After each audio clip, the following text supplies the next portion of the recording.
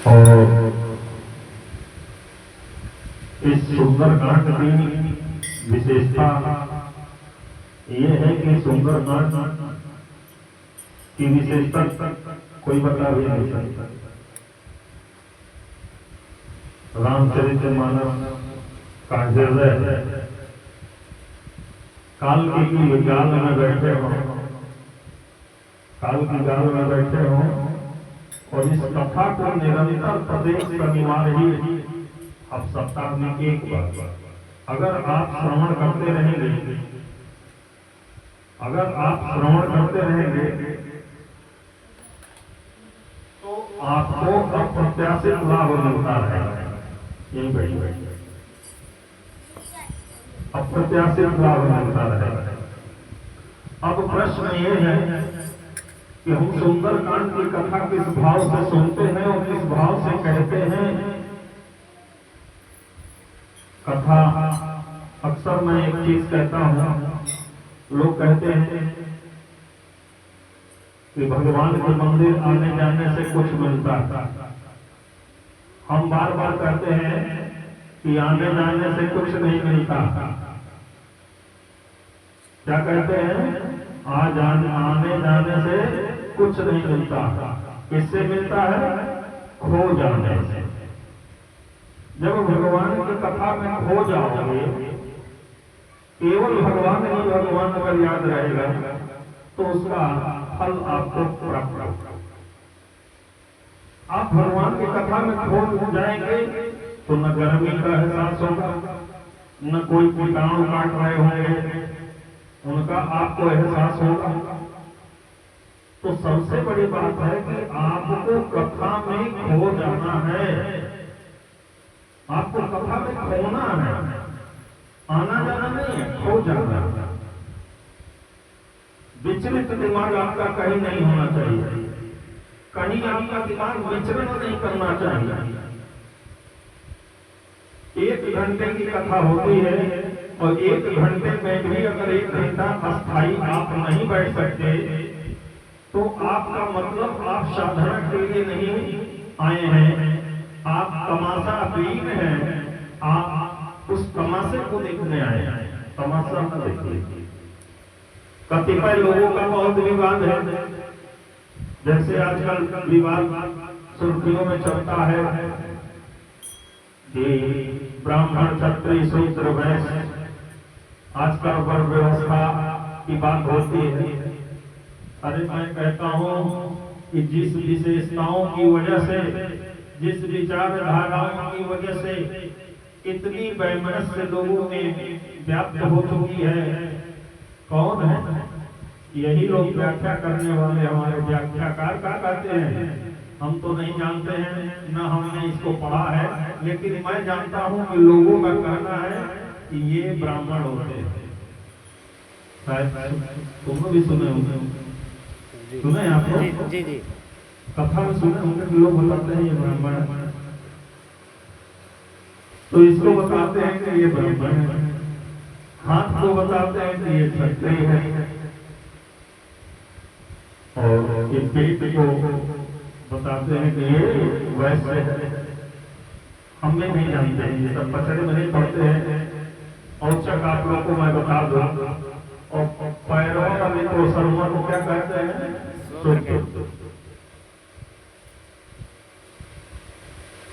ये क्यों रखा गया, इसके पीछे कारण, ये व्यवस्था क्यों लाई गई, इसके पीछे भी कारण। मैं कहता हूं ब्राह्मण क्षत्रिय वैश्यों से, जो अपने को कहते हैं कि मैं ब्राह्मण हूं तो ऊंचा हूं, क्षत्रिय हूं तो ऊंचा हूं, वैश्य हूं तो ऊंचा हूं, शूद्र हो तो नीचा हूं। नीचा हूं, नीचे भी कहा जाता है, लेकिन किसी को शायद नहीं पता कि किसी भी मठ मंदिर और भगवान के जब भी गुरुद्वारे जाओगे उसी शूद्र का पैर छूटे और पावनी को पाओगे। बोलो राधे राधे। नहीं सही है गुरु जी। शूद्र के चरणों में ब्राह्मण, क्षत्रिय, और ये भी तो झुकता है, नहीं झुकता, ये भी झुकता, तो जब हम शूद्र का पैर छूते हैं तब हमें मुक्ति मिलती है। व्याख्या इसकी क्या किया गया है शास्त्रों में मैं नहीं जानता। हम बताएं ना कि इस विवादित ढांचाओं में मैं नहीं पढ़ता हूँ, मैं कार्य करता हूँ, लेकिन मुझे यह पता है कि जिसका संबोधन उस जगत के द्वारा ये उत्पत्ति जिन लोगों के द्वारा ये किया गया, उस उत्पत्ति का मेन श्रेय यही है। क्योंकि अब देखिए हम लोग मंदिर की पूजा करते हैं, लेकिन जब तक देहरी पर माथा न टेके तब तक कोई कल्याण संभव नहीं। अब ये विचारधारा क्या है, जो ये प्रतीक चिन्ह है हमारे जीवन में, इस प्रतीक चिन्हों का क्या महत्व है? तो इस प्रतीक चिन्हों का महत्व ये है कि ब्राह्मण, क्षत्रिय और वैश्य, इन तीनों लोगों को, जो कमजोर वर्ग के लोग हैं, जो कमजोर हैं, किसी भी वर्ग के हो, जो कमजोर है वही शूद्र है, जो सबल है वही क्षत्रिय है, जो ज्ञानी है वही ब्राह्मण है, और जो पैसे से गर्ज है जैसे घनश्याम जी जैसे हमारे, तो वही हमारे वैश्य है। तो ये इन तीनों लोगों का सामूहिक प्रयास होना चाहिए कि जो हमारे यहाँ कमजोर वर्ग है, वो नतमस्तक होने का सिर्फ अभिप्राय है कि उनकी सेवा करें। उनको जब भी किसी भी वर्ग के, हम ये नहीं कह रहे हैं कि शूद्र की कोई कैटेगरी, ये बाद में निर्धारित हो गई, लेकिन जो हमारी विचारधाराओं में जिस समय इस वर्ण व्यवस्था की उत्पत्ति हुई थी उसमें यही विचारधारा था। हम अक्सर आज 37 वर्षों में यही कहते हैं कि यह ब्राह्मण, क्षत्रिय, वैश्य, शूद्र एक विचारधारा है, ये विचारधारा है, ये एक कोई मजबूत स्तंभ नहीं है, ये एक विचारधारा है। उस विचारधारा को मानना चाहिए। और जो अपने से गरीब लोग, जो अपने से कुछ नहीं कर सकते हैं, उनके लिए जो व्यवस्था आप करते हैं, यह तीनों वर्ण व्यवस्थाओं की यह जिम्मेदारी है कि वह उन लोगों की सेवा करे।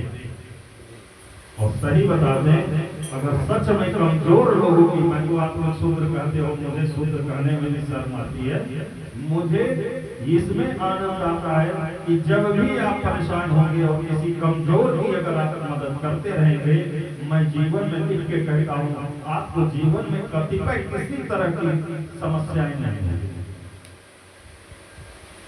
हेतु इसका क्या है?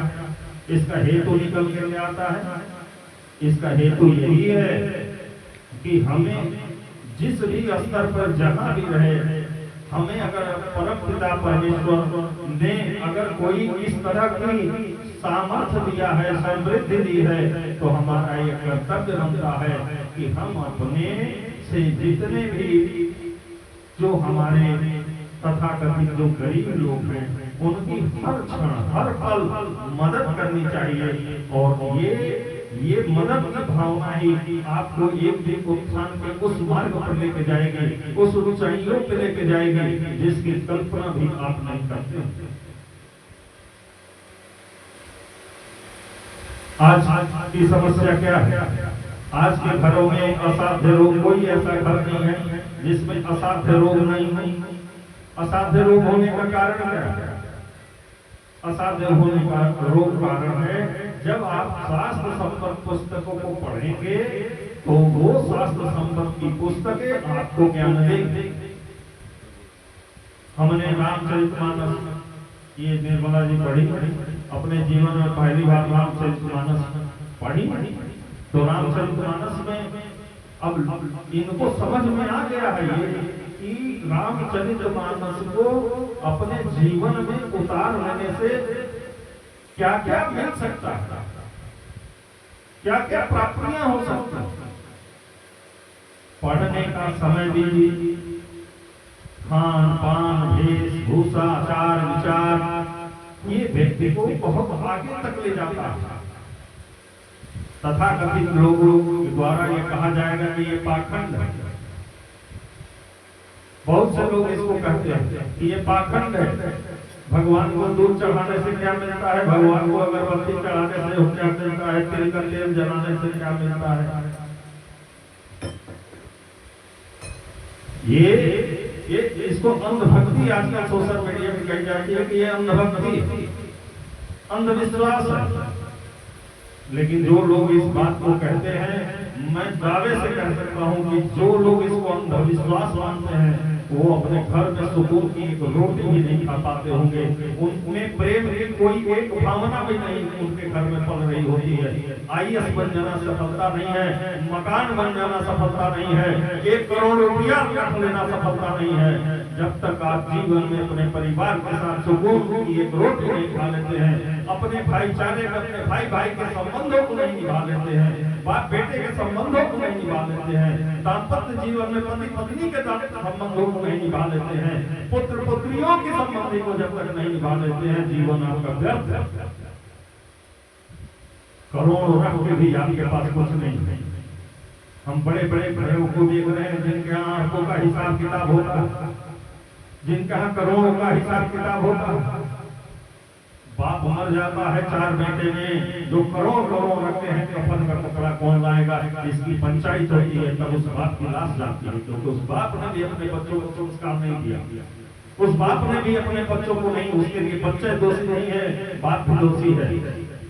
क्योंकि बच्चों ने संस्कार दिया होता, बच्चों में संस्कार दिया गया होता कि सब कुछ पैसा नहीं होता है। हमेशा अपने बच्चों को बताइए कि अध्यात्म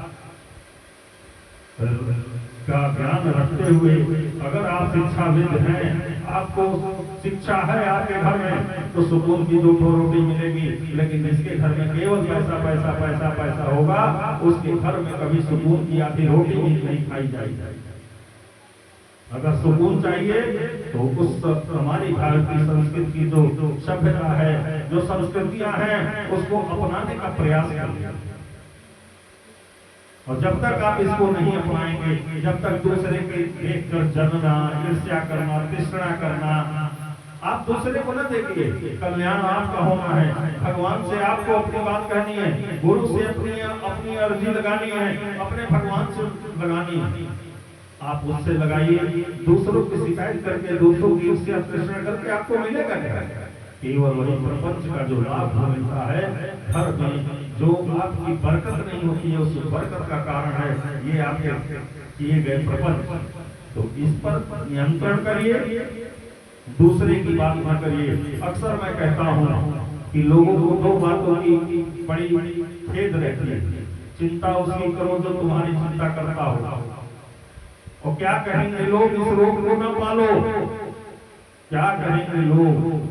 इस दुनिया का सबसे बड़ा यही है रोग कि क्या कहेंगे लोग। मैं कहता हूँ कि जो लोग आपके कहने के लिए तैयार होते हैं, अक्सर मैं सुनता हूँ, रिश्तेदार के यहाँ नहीं जाऊंगा तो क्या कहेंगे, ये नहीं करूंगा तो वो क्या कहेंगे। कुछ नहीं, आप अगर बन जाओगे तो सभी लोग पूछने चले आएंगे, और जब तक आप बिगड़े रहोगे, उस बिगड़ती हालत में अगर रिश्तेदारी निभाते रहोगे, तो कुर्सी भी रिश्तेदारों के हम नसीब नहीं होगी। तो पहले अपनी पोजीशन को ठीक करो, अपनी समृद्धि को ठीक करो, अपनी आर्थिक स्थिति को ठीक करो। और वो आर्थिक स्थिति अध्यात्म के साथ जो धर्म हमको प्राप्त होता है, वो हमें धर्म की तरफ ले जाता है।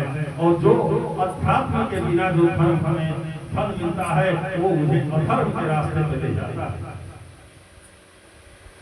तो धर्म है कि अधर्म है, पाप है कि पुण्य है, ये चयन करना आपका काम है। आप इसका चयन करो। ये चकाचौंध जो चल रही है, मैंने भविष्यवाणी की थी 4 नवंबर 2024 से लेकर 2027 तक इस जगत में भी क्या क्या होना है आप देखते जा रहे हैं। आप कितने लोग निपट जाएंगे, कितने लोगों के घर निपट जाएंगे, कितने लोगों की आर्थिक स्थितियां निपट जाएंगी। ये जो माहौल चल रहा है, इस माहौल को देखते हुए यह केवल भारत की ही बात नहीं है, यह विश्वव्यापी ग्रह नक्षत्र है, जिसमें पूरा विश्व रसातल में जाने को तैयार है। इसलिए अपने सोच को बदलिए, अपने रास्ते को बदलिए। आप देखिए, एक छोटी सी बात मैं बताता हूँ। सबसे ज्यादा गरीब लोग मिलेंगे हिंदुओं को। क्यों मिलते हैं? सबसे ज्यादा भीख मांगने वाले हिंदू, और सबसे ज्यादा भीख ना मांगने वाले सिख। वो क्यों नहीं सिख भीख मांगता? क्योंकि वो अपने गुरु के चरण रज को पूजता है, माथे पे रखता है। 100 करोड़ की गाड़ी से आएगा, लेकिन अपने गुरु के महत्व को जानता है। उसने जो पाया है, सिख धर्म के लोग जो पाते हैं अपने गुरु से पाते हैं। और यहाँ क्या है, अपने सनातन धर्म में गुरुओं का महत्व वैसे ही है जैसे घर में रखे भगवान का महत्व है। जैसे भगवान को बाहर कर देते हैं, माँ बाप को बाहर कर देते हैं, उसी तरह अपने गुरु को भी उस घर से बाहर कर देते हैं। और जब तक अपने घर में गुरु का स्थान, अपने माँ बाप का स्थान, अपने भगवान का स्थान तुम नहीं बनाओगे, दरिद्र के दरिद्र ही रह जाओगे। अगर चाहते हो कि हमारा भी समाज में कहीं स्थान हो, संसार में स्थान हो, तो पहले अपने गुरु का स्थान बनाओ, अपने माँ बाप का स्थान बनाओ, अपने भगवान का स्थान बनाओ। घर से बेघर करते जाओगे, एक दिन तुम भी बेघर हो जाओगे। घर से बेघर करते जाओगे, एक दिन तुम भी बेघर हो जाओगे। रोक न सकेगा ये दुनिया, ये अल्लाह की मर्जी है, ये भगवान की मर्जी है, ये किसी की मर्जी नहीं है। हम क्या, हमारी जितनी मर्जी है वो सब फर्जी है। जो ईश्वर की मर्जी है वही हमारी। तो ईश्वर के प्रति अटूट आस्था, एक साधे सब सधे, सब साधे सब जान। अरे भगवान की साधना करते हो, केवल एक को साधो। 10 जगह घूमने से, 10 भगवान को पूजने से नहीं। माँ बाप ने हमको जन्म दिया, जो हमारी अष्ट सिद्धियां हैं, उस अष्ट सिद्धियों में बताया गया है कि क्या क्या होना चाहिए, समाज में कैसी व्यवस्था होनी चाहिए, उसको पढ़ो। माँ बाप का स्थान दिया गया, सबका स्थान, पत्नी से लेकर पुत्र पुत्री सबका स्थान समाज में, हित नात रिश्तेदार सबका स्थान सनातन संस्कृतियों में बताया गया है कि सबका क्या स्थान है, क्या महत्व है। और जब तक प्रभु इसको आप लोग नहीं जानोगे, तब तक आप लोगों का कल्याण नहीं संभव ही नहीं। आप इसको जानो। समय बर्बाद करके 2-2 घंटा, 2.5 घंटा तपती धूप में, 46 डिग्री की तपती धूप में आप लोग शहर से आते हो, इतनी बड़ी दूरी तय करके आते हो और खाली हाथ जाओगे, तो यही होगा कि हमें कुछ नहीं मिला। इसलिए दरबार आने जाने से कुछ नहीं मिलता है। मिलता है तो किससे मिलता है? एक बार प्रेम से बोलो, कैसे मिलता है? हो जाने से। किससे मिलता है? हो जाने से। किससे मिलता है? हो जाने से। तो भगवान की जब पूजन में बैठो, भगवान की जब आराधना करने बैठो, गुरु की आराधना करने बैठो, माता पिता के साथ बैठो, तो उसका स्मरण रखो कि मेरे माता पिता द्वारा आप चाहे पीएचडी होल्डर हो जाएं, लेकिन माँ बाप का जो अनुभव होता है, उस माँ बाप के अनुभव को साथ रखेंगे तो वो पीएचडी होल्डर का जो आपने ज्ञान पाया है, भौतिक ज्ञान पाया है, उस आध्यात्मिक, अपने माँ बाप के आध्यात्मिक ज्ञान और भौतिक ज्ञान को लेकर एक ऐसी रसायन तैयार करोगे जो विश्वव्यापी रसायन होगा। तो आप अगर विश्वव्यापी रसायन के चाहते हो तो पहली चीज तो अपने माँ बाप की बातों को अक्षर तक कंठस्थ होकर पालन करो, उनकी पूजा करो, प्रातः काल उठ के अपने माता पिता के पैर छुओ। यही हमको जीवन दिया है, इन्होंने ही हमें अस्तित्व में लाया है। हमारे भगवान राम कहते थे कि बाप चाहे जितना भी पियक्कड़ हो, बाप चाहे जितना भी व्यभिचारी हो, उससे हमें लेना देना नहीं है। बाप तो बाप होता है, उसकी हमें नित्य पूजा करना चाहिए। उसके कर्म उसके आगे और मेरे कर मेरे आगे। मैं अपना पुत्र धर्म निभाऊं, वो अपना पिता का धर्म निभाए ना निभाए, मुझे अपना पुत्र धर्म निभाना चाहिए। आज कोई ऐसा घर नहीं है जिसमें अपने माँ बाप को रखने की क्षमता, ये क्षमता कहाँ चली गई? क्यों नहीं ये क्षमता होती है कि अपने माँ बाप को आदमी अपने घर में रख सके? वो क्षमता कहाँ चली गई? जिंदगी बिता दिया माँ बाप ने अपने बच्चों के लिए, और जब उसका आराम करने का समय आता है तो अनाथालय भेज दिया जाता है। अनाथालय घर में भेज दिया जाता है, वृद्धाश्रम में भेज दिया जाता है। उसका जीवन इस तरह से कटता है जैसे कि उसने जीवन में कुछ भी नहीं किया हो। आहत हो जाता है, वो टूट जाता है, वो माँ बाप टूट जाते हैं। और फिर जो अंदर से दुआएं मिलती है, हम कहते हैं जो आप लाख में बाप के सपने थे, अगर बाप माँ बाप को दुख हुआ तो आपके लाख के सपने खाक में मिल जाएंगे, ये मैं वादा कर रहा हूँ। इसलिए अपने माँ बाप के अस्तित्व को गुरु विसार दो चल सकता है, एक बार भगवान विसार दो चल सकता है, लेकिन माँ बाप को विसार कर अगर सोचते हो कि कुछ भी मिल जाएगा जीवन में, तो आपको कुछ भी नहीं मिलेगा। आप अज्ञानी हो, आपको ज्ञान नहीं है। माँ बाप का जो चरण रज होता है वो अमृत के समान होता है। भगवान ने कहा कि मैं हर घर में नहीं जा सकता, मैं हर घर में हर क्षण नहीं पहुंच सकता, इसलिए माँ बाप के रूप में भगवान ने इस माँ बाप के रूप में भगवान ने हम लोगों को स्थापित किया कि माँ बाप ही हमारे भगवान हैं, उनको उन्होंने स्थापित किया। इसलिए हम सभी भक्तों से यही आग्रह करते हैं, मेरी बात बड़ी तीखी होती है, मेरी बात एक गोली और तोप की तरह होती है, लेकिन उसमें इस मार को जिसने स्वीकार कर लिया, इस आहत भरी वाणी को जिसने स्वीकार किया, उसका जीवन भी बदल जाता है। एक व्यक्ति था, उसको जीवन में कुछ नहीं मिला था, काम मिलता नहीं था, रोज लौट के जाता था, वो पत्थर की कारीगरी करता था। सड़क पर उसको 3 पत्थर मिले, 3 पत्थर मिल गए, सोचा काम नहीं है, और काम नहीं है तो मैं क्या करूं, चलो आज मुहूर्त बना लूं। तीनों पत्थरों से बात किया और कहा कि देखो मैं सहनी हथौड़ा से आप पर कारीगरी करूंगा, और जितनी सहने की क्षमता होगी उसकी पूजा उतनी ही होगी, जितना सहने की क्षमता होगी उसकी उतनी पूजा होगी। पहला पत्थर उठाया, ऐसे ही 2 हथौड़ा मारा, बाप बाप चिल्लाने लगा, बोले कारीगर महोदय अब इसको रख दो। तो उस कारीगर ने क्या किया, एक पत्थर नीचे रख दिया, दूसरा पत्थर उठाया, और जैसे ही दूसरा 3-4 हथौड़े मारे, वो भी रोने लगा, बोलो भैया हमको रख दो। तब उसका भगवान का एक नीचे, पहले वाला नीचे हुआ, दूसरा ये आसन बन गया, और तीसरे वाले पत्थर को उठाकर और मारता गया, उसने आहत नहीं किया, और वह भगवान की मूर्त बन गया।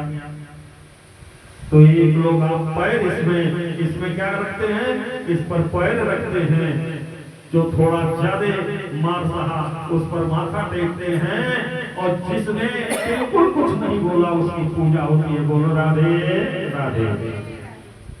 तो जितना सहोगे उतना ही आपको प्राप्तियां होंगी। सहने की क्षमता रखो, धैर्य रखो, ईर्ष्या तृष्णा न करो। पुनः एक बार अपने दिमाग का जितना खुराफात करोड़पति बनने के लिए जो गैर प्रासंगिक रास्ते हैं उसका त्याग कर सीधी साधी मेहनत करो, उससे जो अर्जन होगा वो किसी करोड़ों से कम नहीं होगा, क्योंकि जो करोड़ों कमाया है वो तो एक दिन हॉस्पिटल में चला जाएगा, एक दिन मुकदमे में चले जाएंगे, लेकिन जो तुम हजारे ही कमाए रखते हो वही तुम्हारे करोड़ों के बराबर होंगे, करोड़ों के बराबर काम आएंगे। इसी बातों के साथ मैं अपने वाणी को विराम देते हुए सभी भक्तजनों को एक बार कोटि कोटि प्रणाम करता हूँ। जय श्री राम, जय श्री राम, जय श्री राम। आगे चलते हैं कथा की तरफ।